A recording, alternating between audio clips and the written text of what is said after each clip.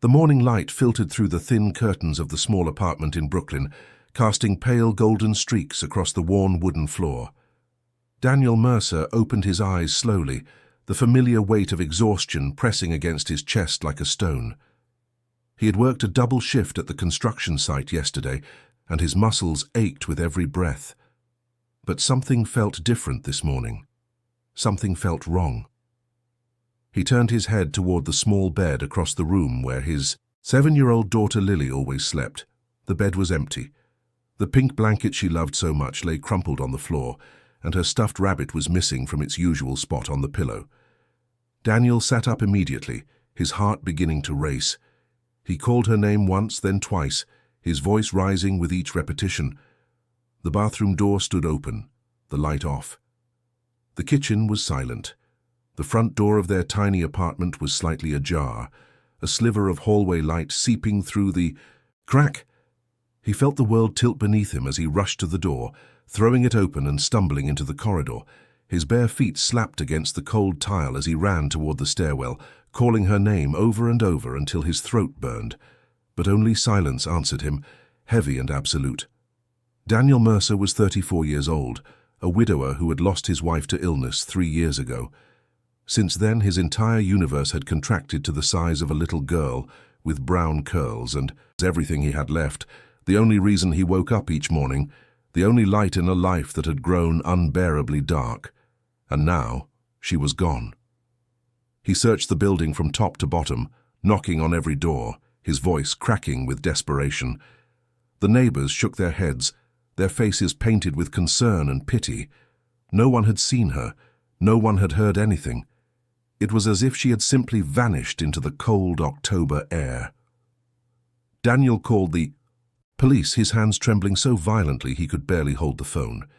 He gave them every detail he could think of, described the clothes she might be wearing, the stuffed rabbit she never went anywhere without. The officer on the line spoke in calm, measured tones, but Daniel could hear the underlying tension. A missing child. Every parent's nightmare made real. While he waited for the patrol car to arrive, Daniel stood at the window, staring out at the grey Brooklyn streets below. His mind raced through 1,000 terrible possibilities, each one worse than the last. He had tried so hard to protect her, to shield her from a world that had already taken so much from them both. And somehow, despite everything, he had failed. 3 miles away, in a sprawling estate hidden behind tall iron gates in the quieter reaches of Staten Island, Marcus Antonelli sat in his study, reviewing documents that required his attention. The room was paneled in dark wood, the shelves lined with books he had actually read, and the morning light fell through tall windows onto a desk that had belonged to his grandfather. Marcus was 41 years old, the head of a family whose influence stretched across the eastern seaboard. He had inherited this position not by choice but by necessity, and he carried its weight with a discipline that had become second nature. His phone rang, one of the security guards at the perimeter gate. Marcus listened to the guard explain the situation, his expression unchanging. A child had been found near the back entrance of the property, a little girl in pajamas clutching a stuffed rabbit. She was crying, asking for her father, and she refused to say how she had gotten there or why she had come. Marcus ended the call and rose from his desk. He walked through the grand hallways of the house his family had occupied for 3 generations, past portraits of ancestors who had built an empire from nothing, past rooms filled with furniture that cost more than most people earned in a year. But his mind was not on any of these things. His mind was on the child. When he reached the security station near the back gate, he found 2 of his men standing awkwardly beside a small figure huddled on a bench. The girl looked up at him with enormous brown eyes, her face streaked with tears and dirt. She was shivering despite the blanket someone had draped around her thin shoulders, and she held the stuffed rabbit against her chest as if it were the only thing, keeping her anchored to the world. Marcus crouched down to her level, his movements slow and deliberate. He had dealt with many difficult situations in his life, had faced threats and challenges that would break lesser men. But something about this child, this tiny creature who had somehow wandered into his world, stirred something unexpected in his chest. He asked her name. She whispered it so softly he had to lean closer to hear. Lily. Her name was Lily, and she was looking for someone who could help her father. Marcus felt a flicker of confusion cross his features. Help her father with what? The girl's lower lip trembled as she spoke. Bad men had been coming to their apartment building. Bad men who wanted to hurt her daddy because of money he did not have. She had heard them talking in the hallway last night, had heard them say they would come back in the morning, so she had done the only thing she could think of. She had run. Marcus studied her face, searching for any sign of deception, but found only raw, unfiltered fear. This child had walked miles through the pre-dawn darkness of New York City to reach a place she did not understand, driven by nothing more than the desperate hope that someone here could save the only person she had left in the world. He asked her how she knew to come here, to this specific place. Lily reached into the pocket of her pajamas and pulled out a crumpled business card. It was old and faded, the edges worn soft from handling. On it was printed a name and an address, nothing more. The name was not Marcus Antonelli. It was a name from the past, a name that made something in Marcus's chest tighten with recognition and old grief. The card had belonged to his brother, his younger brother, who had died 2 years ago in circumstances Marcus still did not fully understand. And somehow, impossibly, this child from Brooklyn had found it and followed it here. Marcus took the card from her small fingers and stared at it for a long moment. Then he looked at the girl, at her tear-stained face and her trembling hands, and he made a decision that would change everything. He told his men to bring her inside. He told them to find her something warm to eat and something clean to wear. And then he made a phone call to find out exactly who Daniel Mercer was and what kind of trouble had sent his daughter running through the night. The morning was still young, but Marcus Antonelli could already feel the weight of what was coming. He did not believe in coincidence. He did not believe in chance. And he knew with a certainty that settled deep in his bones that this little girl had not arrived at his door by accident. Somewhere in Brooklyn, Daniel Mercer was searching frantically for his missing child, unaware that she had found her way into the heart of a world he could not imagine. And somewhere in the tangled threads of fate, 2 men who had never met were about to be bound together by a 7-year-old girl and a worn business card that carried the weight of secrets neither of them fully understood. The story was just beginning. Check if you are already subscribed to this channel. These stories are crafted to touch your heart and remind you that hope exists even in the darkest moments. Subscribe now so you never miss the next chapter that could change your perspective on life. The police arrived at Daniel's apartment within 20 minutes, 2 officers who looked tired and overworked, but who listened carefully as he explained everything he knew. They searched the building again, spoke to the superintendent, checked the security cameras in the lobby. The footage showed Lily slipping out the front door at 4:17 in the morning, alone and barefoot, moving with a determination that seemed impossible for a child her age. Daniel watched the footage 3 times, his heart breaking a little more with each viewing. She had not been taken. She had left on her own, and that somehow made it worse. What had driven her out into the dark streets alone? What had she been so afraid of? The officers promised to file a report, to distribute her photo, to do everything they could. But Daniel could see in their eyes that missing children in a city this size often stayed missing, and that statistics and procedures could not compete with the vast indifference of urban chaos. After they left, Daniel sat on the edge of his daughter's empty bed and tried to think. He ran his hands over the crumpled blanket, breathed in the faint scent of the strawberry shampoo she loved, and forced himself to focus. Lily was smart for her age, smarter than anyone gave her credit for. She would not have left without a reason. He searched her small collection of belongings, the drawer where she kept her treasures, the box under her bed where she hid things she thought were important. And there, beneath a pile of drawings and stickers, he found something that made his breath catch in his throat. A business card, creased and faded, with a name he did not recognize and an address in Staten Island. On the back, in handwriting he had never seen before, were 3 words: "They can help." Daniel stared at the card. his mind racing. He had never seen it before, had no idea how it had come into Lily's possession.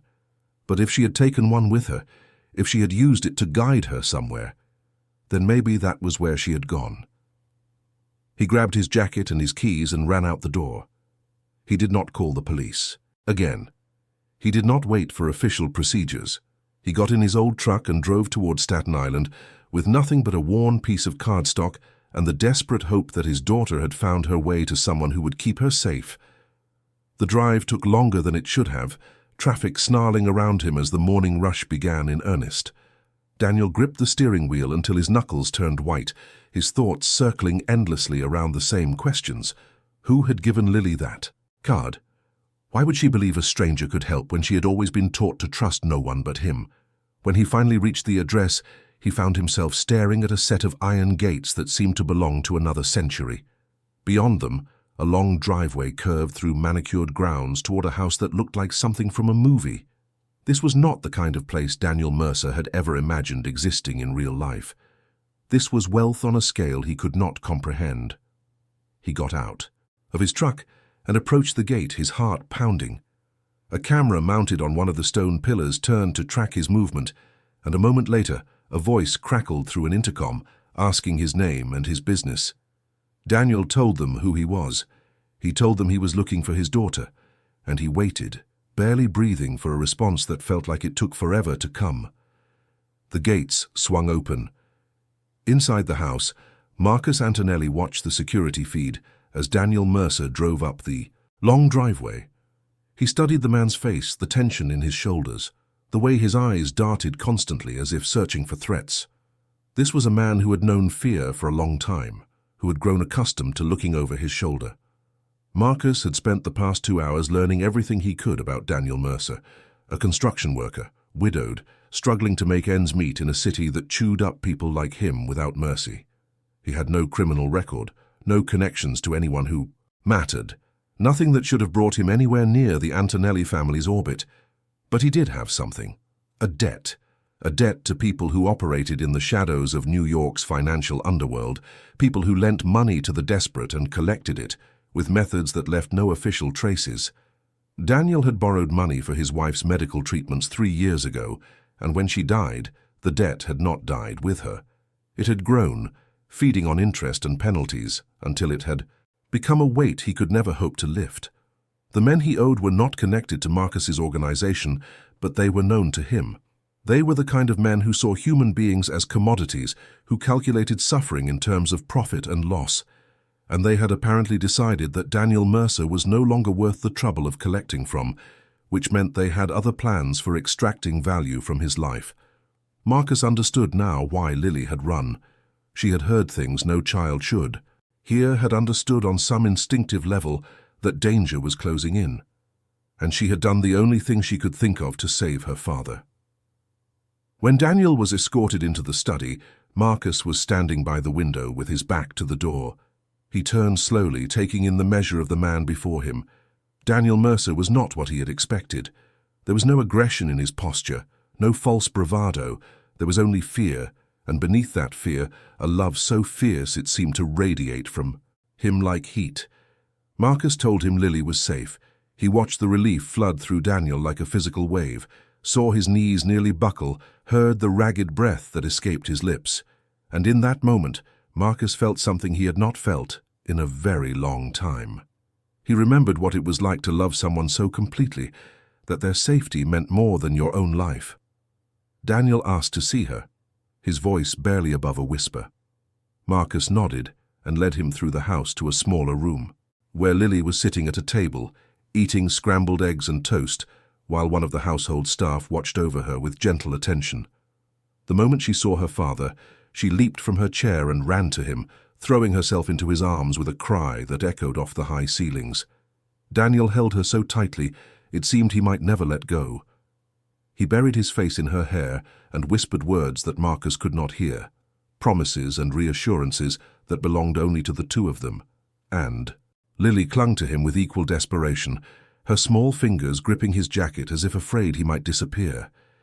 Marcus watched them for a moment, then quietly left the room. He had calls to make, arrangements to consider. This situation was more complicated than a simple reunion, and he needed time to think. But as he walked back to his study, he found himself remembering the business card Lily had carried, the one with his brother's name. Michael Antonelli had been dead for 2 years, and yet somehow his ghost had reached out from the past to bring these strangers to Marcus's door. Michael had been different from Marcus, softer in some ways, more idealistic. He had believed the family could change, could transition away from the shadows and into legitimate enterprise. He had made friends in unlikely places, had reached out to people others in the family would never have noticed. Had Daniel Mercer been one of those people? Had Michael tried to help him somehow, planted that card as a seed that would only bloom when it was needed most? Marcus did not know, but he intended to find out. Daniel and Lily stayed at the Antonelli estate for the rest of that day. Marcus had insisted, explaining that the men who had been threatening Daniel were not the type to give up easily. Going back to Brooklyn now would be walking into a trap. Daniel had wanted to argue, had wanted to take his daughter and run as far as possible from this world of iron gates and security cameras, and carefully, controlled power. But he had nowhere to run to. He had no money, no resources, no allies. And the man who stood before him, this stranger who had taken in his daughter and kept her safe, was offering something Daniel had not experienced in a very long time. Protection. The afternoon passed in a strange haze of unreality.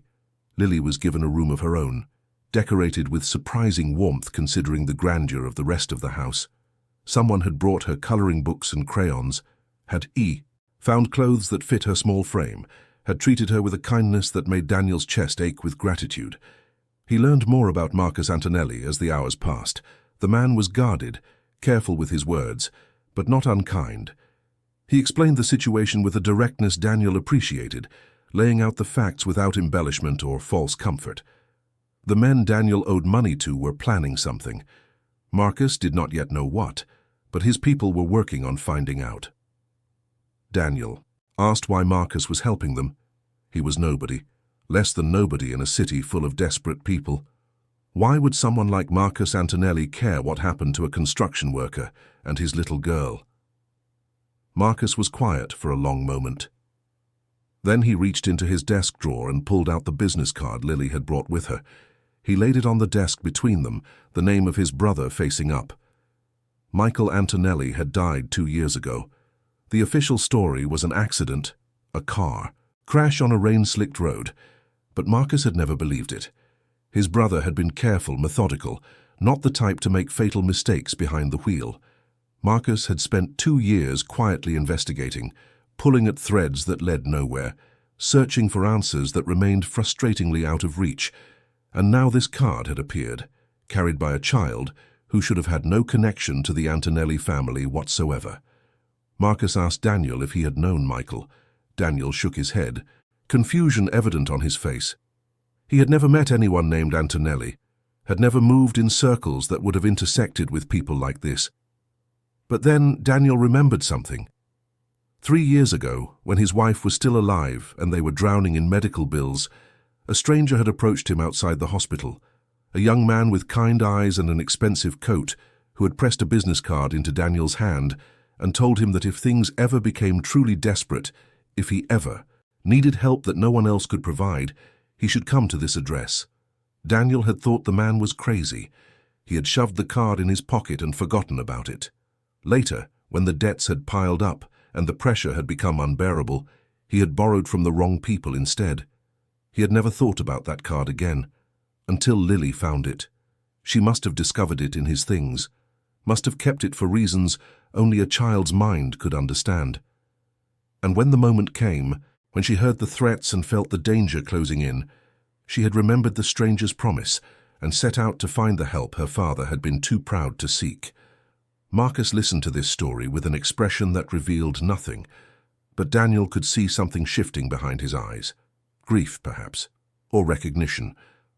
Michael had been like that, Marcus said finally. He had believed in helping people, in reaching out to those who had nowhere else to turn.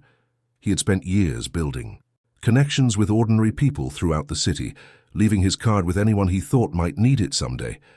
It had driven Marcus crazy, this idealistic crusade that seemed to accomplish nothing but create risks. But now, 2 years after Michael's death, one of those cards had finally come home, and it had brought with it a mystery that Marcus could not ignore. Why had Michael chosen Daniel Mercer? What had he seen in this struggling father that had made him reach out? And was there a connection between that long-ago moment of kindness and the circumstances that now threatened Daniel's life? Marcus did not believe in coincidence. He never had. The evening brought news from Marcus's people. The men who had been threatening Daniel were connected to a larger network, a syndicate, that operated across multiple states and specialized in predatory lending and the exploitation of vulnerable families. They had been expanding their operations into new territories, and someone high up, in their organization, had taken a particular interest in Daniel Mercer. Not because of the money he owed. The amount was insignificant compared to their larger operations. But because of something else, something that Daniel himself did not understand. Marcus shared this information carefully, watching Daniel's face for any sign of recognition. But Daniel seemed genuinely bewildered. He was nobody. He had nothing. Why would anyone powerful care about him? The answer, when it came, would change everything. But for now they had only questions and the growing certainty that something much larger than a simple debt was at play. That night, Lily fell asleep in her borrowed room while Daniel sat beside her, watching her breathe. She looked peaceful for the first time in weeks.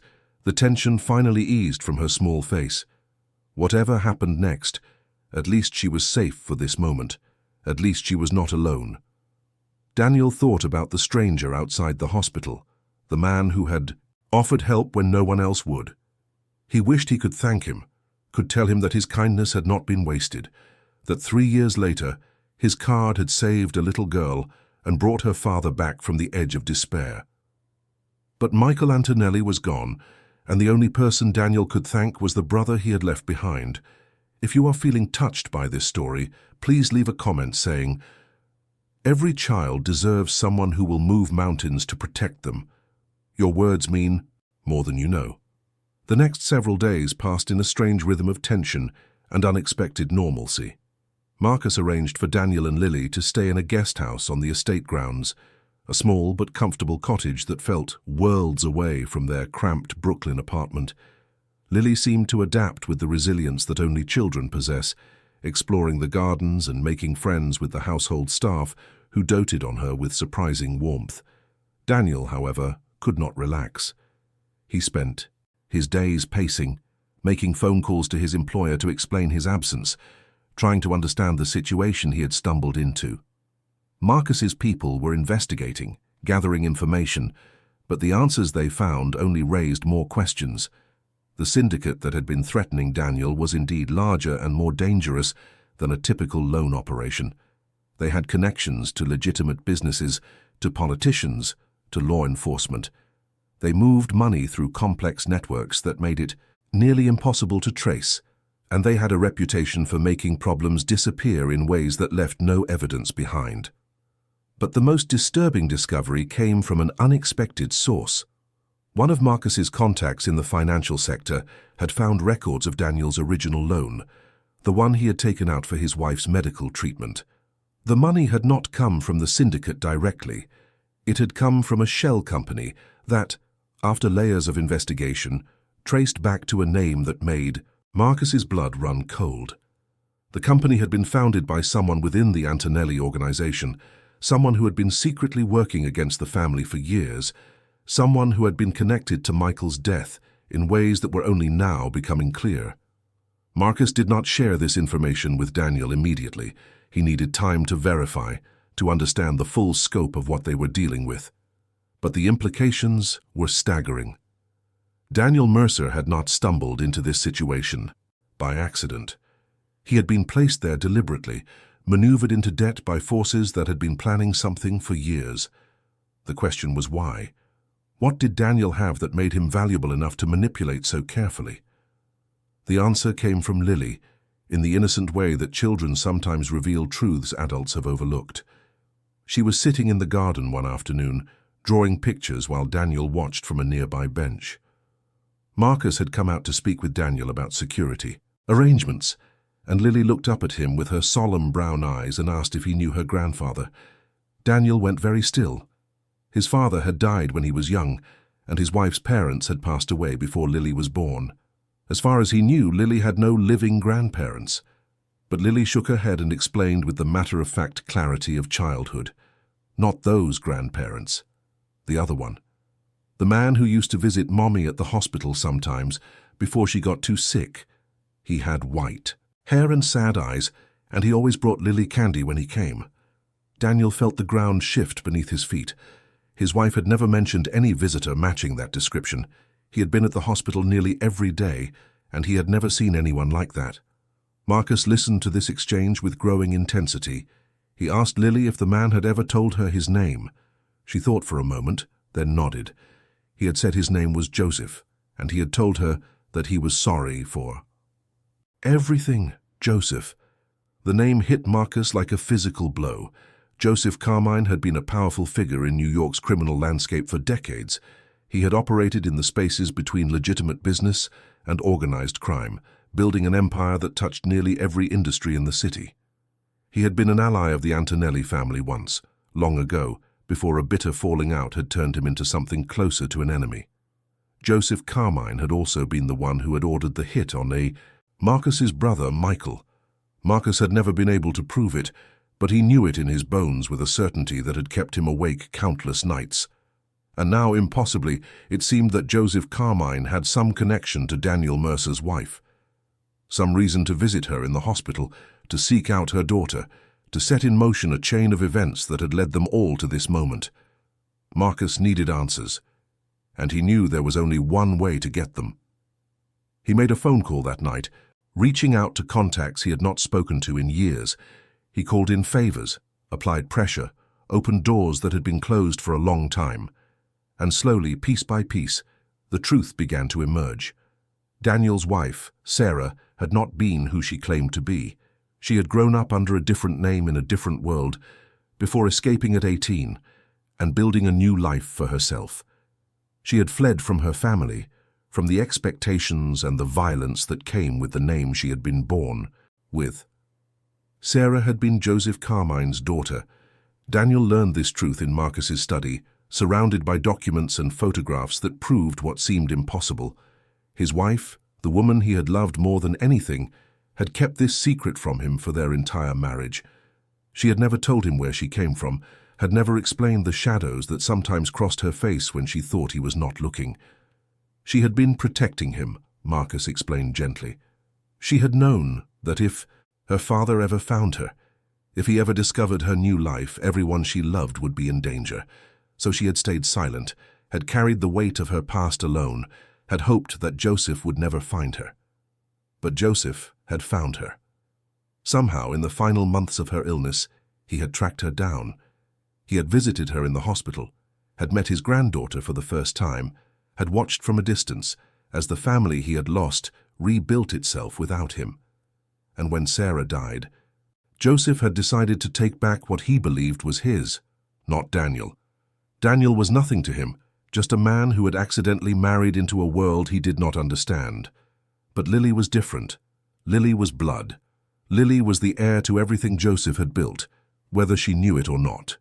The debt, the threats, the carefully orchestrated pressure that had driven Lily to run into the night, all of it had been designed to separate her from her father. Joseph wanted his granddaughter, and he was willing to destroy anyone who stood in his way, including Daniel. The days that followed were a blur of strategy and preparation.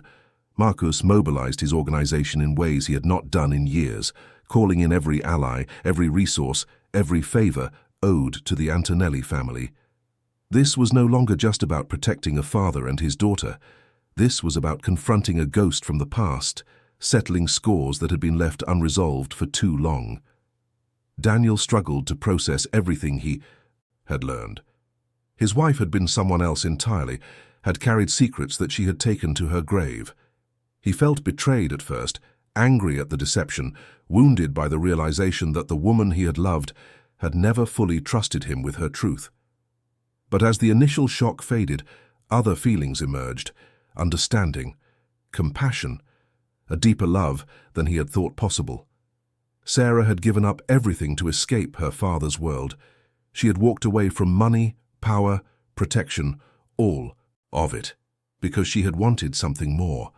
She had wanted a life built on her own terms, a family created by choice rather than blood. She had wanted Daniel, and she had wanted Lily, and she had spent every day of their marriage proving that love was stronger than legacy. She had not told him the truth because she had been afraid that he would leave her, that he would see her differently, that the shadow of her past would poison the life they had built together. And Daniel could not blame her for that fear, not when he understood how much she had been trying to protect. He found Lily in the garden one morning and sat down beside her. She was drawing again, her crayons moving across the paper with focused intensity. He asked her if she remembered anything else about the man who had visited her mother. Lily was quiet for a moment. Then she told him that the man had cried. He had sat beside Mommy's bed and held her hand and cried, and Mommy had told him that she forgave him, that she had always loved him, even when she had to leave, that she hoped he would find peace someday. Daniel felt tears prick his own eyes. Even at the end, Sarah had found room for forgiveness. Even facing death, she had reached out to the father who had driven her away. But forgiveness did not mean surrender. And whatever Joseph Carmine believed he was owed, Daniel was not going to let him take Lily. Marcus had developed a plan, one that would require careful execution and significant risk. Joseph was powerful, but he was also old, and his organization had been weakened by years of internal conflict and external pressure. There were cracks in his empire, people who were tired of his methods, who might be willing to turn if offered the right incentive. The goal was not war. War would only put more innocent people in danger, would create chaos that could spiral beyond anyone's control. The goal was negotiation, leverage, a demonstration of strength that would convince Joseph to back down. But first they needed something to negotiate with. Marcus had been investigating Joseph's operations for years, ever since Michael's death. He had gathered evidence of crimes that had never been prosecuted, of deals that had been buried, of connections that powerful people wanted to keep hidden. This evidence was his leverage, his insurance policy, against a day exactly like this one. He shared some of this information with Daniel, enough to make clear the stakes involved. Joseph Carmine had hurt a lot of people over the years. He had destroyed families, ended lives, corrupted systems that were supposed to protect the innocent. He deserved to face justice for what he had done. But justice was complicated, and Marcus had learned long ago that sometimes the best outcome was not punishment but prevention. Sometimes the most important thing was not making the guilty pay, but keeping the innocent safe. Daniel listened to all of this with a growing sense of resolve. He was not a fighter by nature. He was a construction worker, a father, a man who had spent his life building things rather than destroying them. But he had also learned that there were moments when peaceful men had to stand and face the darkness. This was one of those moments. The meeting with Joseph Carmine was arranged for a neutral location, a restaurant in Manhattan that had served as a gathering place for powerful people for generations. Marcus would attend, along with Daniel and a small security detail. Lily would remain at the estate, protected by the best people Marcus had. On the morning of the meeting, Daniel woke before dawn and sat by the window of the guest house, watching the sky slowly lighten from black to grey to the palest pink. He thought about Sarah, about the life they had shared and the secrets she had kept. He thought about Lily, about the future she deserved, free from the shadows of the past. And he made himself a promise. Whatever happened today, whatever he had to face, he would do it for them. For the wife who had loved him enough to protect him from her past, and for the daughter who had been brave enough to save them both. The restaurant was elegant in an old-fashioned way, all dark wood and white tablecloths, and the quiet murmur of conversations that would never be repeated. Marcus and Daniel arrived first, taking a table in a private room at the back. Security had swept the space 3 times, and Marcus's people were positioned throughout the building, invisible but ready. Joseph Carmine arrived exactly on time, accompanied by two men who looked like they had been carved from stone. He was smaller than Daniel had expected, an old man with white hair and pale blue eyes that held no warmth. But there was power in the way he moved, authority in every gesture. This was a man who had spent a lifetime making others bend to his will. He sat down across from them and looked at Daniel for a long moment, his expression unreadable. Then he spoke, his voice soft but carrying clearly in the quiet room. He said he was glad to finally meet the man his daughter had chosen. He said he had wondered over the years what kind of person could have made Sarah happy. He said he was sorry for everything, for the pressure and the threats, for the fear he had caused. He said he only wanted to know his granddaughter. Daniel felt anger rise in his chest, hot and sharp. This man had terrorized them, had sent his daughter running into the night, had tried to tear apart the only family Daniel had left, and now he sat there offering apologies like they cost him nothing? But before Daniel could speak, Marcus intervened. He laid out the evidence he had gathered, the crimes, the connections, the decades of harm that Joseph had caused. He explained calmly and clearly what would happen if Joseph continued to pursue Daniel and Lily. The evidence would be released. The empire Joseph had spent his life building would crumble. Everyone he had ever trusted would turn against him. Joseph listened to all of this without expression. When Marcus finished, the old man was silent for a long moment. Then he smiled, a sad and weary smile that made him look every one of his 73 years. He said he knew all of this already. He said he had known for a long time that his sins would catch up with him eventually. He said he had made peace with that a long time ago, back when his daughter had walked away, and he had realized that all his power meant nothing if it could not bring back the people he loved. He looked at Daniel then, really looked at him, and what Daniel saw in those pale eyes was not the ruthless crime boss he had expected. What he saw was grief, loss, the terrible weight of a man who had lost everything that mattered and knew it was his own fault. Joseph said he did not want to take Lily away. He said he only wanted to see her sometimes, to know that some part of his daughter still existed in the world. He said he would call off his people, would pay Daniel's debts, would disappear from their lives entirely if that was what they wanted. All he asked was a chance to know his granddaughter, a chance to tell her about her mother, about the childhood Sarah had lived before she ran away, a chance to make some small amends for a lifetime of mistakes. Daniel did not know what to say. He had come here expecting a confrontation, expecting to fight for his daughter against a monster. But the man sitting across from him was not a monster. He was a broken old man who had lost his child and was desperately trying to hold on to what little remained. Marcus watched the exchange with careful attention. He had his own reasons for wanting Joseph Carmine destroyed, his own grief for a brother who had died because of this man's orders. But he also saw what Daniel was seeing. He saw the humanity beneath the power, the pain beneath the control, and he made a decision. He told Joseph that there would be conditions, strict conditions, non-negotiable. Joseph would have no unsupervised contact with Lily until she was old enough to understand who he was and choose for herself whether she wanted to know him.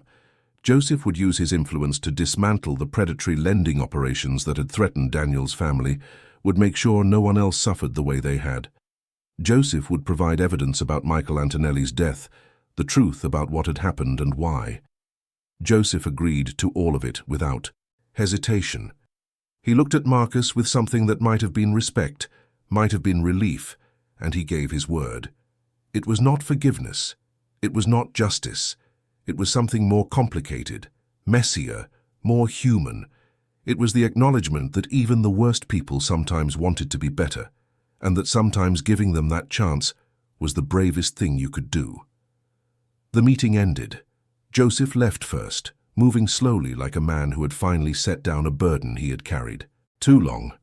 Marcus and Daniel sat in silence for a while, processing everything that had happened.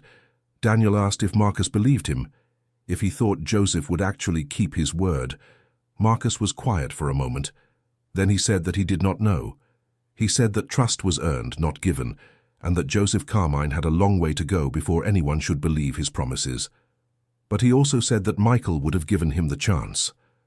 Michael had believed in redemption, in the possibility of change, in the idea that even the darkest hearts could find their way back to the light. And maybe that was what today was really about. Not Joseph, not the past, but honoring the memory of a man who had seen the best in everyone. They left the restaurant together, stepping out into the afternoon sunshine.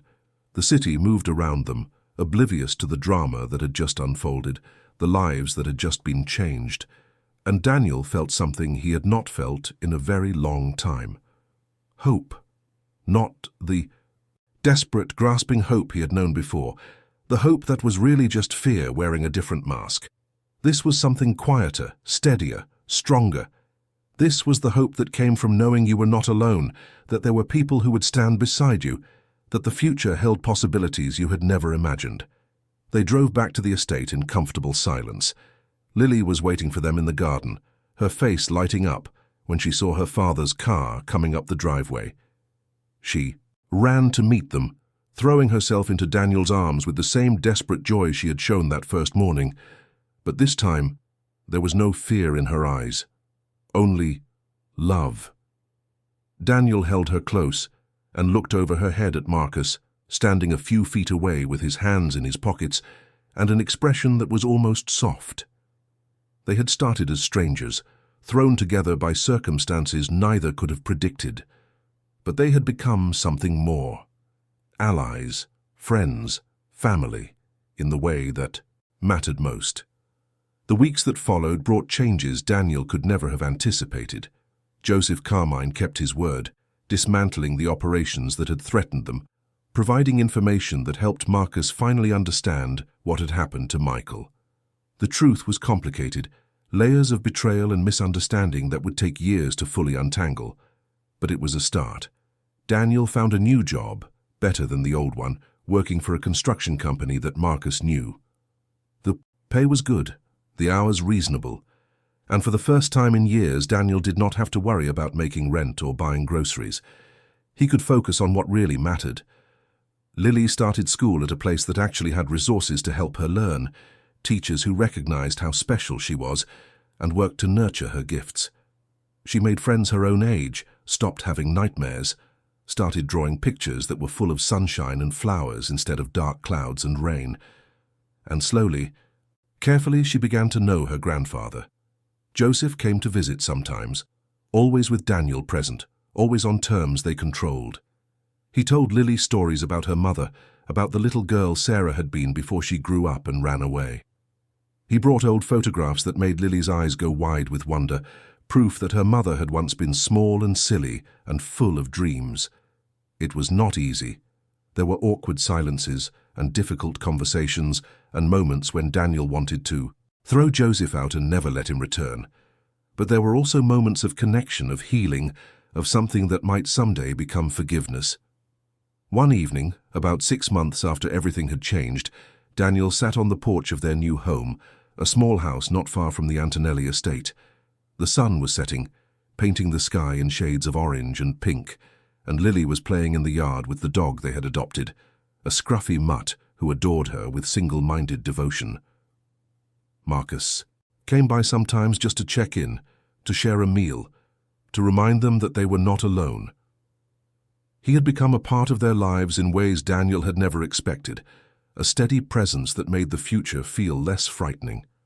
Tonight, Marcus was there, sitting in the other chair on the porch with a glass of something amber in his hand. They watched Lily run and laugh and be exactly the child she was supposed to be, and they did not need to say anything. Some things were beyond words. Daniel thought about everything that had brought them here. The fear and the desperation, the running and the searching, the moment when a little girl had decided to save her father by walking into the night. He thought about Sarah, about the secrets she had kept and the love she had given, about the way she had fought to build a life free from shadows. He thought about Michael Antonelli, the stranger who had pressed a card into his hand years ago and planted a seed that would bloom when it was needed most. He thought about Joseph Carmine, the monster who had turned out to be just a broken man looking for redemption. He thought about Marcus, the unlikely friend who had become something like family. And he thought about Lily, his daughter, his reason for everything. She was safe now. She was happy. She had a future that stretched out before her like an open road, full of possibilities that had once seemed impossible. The story that had begun in fear had ended in hope. The darkness that had threatened to swallow them had been pushed back by something stronger: love, family. The choice to stand together when standing alone would have been so much easier. Daniel did not know what the future held. Nobody ever did. But he knew that whatever came next, he would face it with the people who mattered. And that was enough. More than enough. That was everything. If you have watched this far, it is because this story touched something in your heart. Leave a comment saying, "I have watched this far," so I can get to know you and see who really enjoys the stories here on the channel. And if this story made you feel something, if it reminded you that hope exists even in the darkest moments, please hit the like button and share it with someone who needs to hear this message today. Do not forget to subscribe if you have not already. Every story we tell is a chance to connect, to heal, to remember that we are never as alone as we sometimes feel. Thank you for being here. Thank you for listening. Thank you for believing that even the most broken stories can find their way to a beautiful ending. Until next time.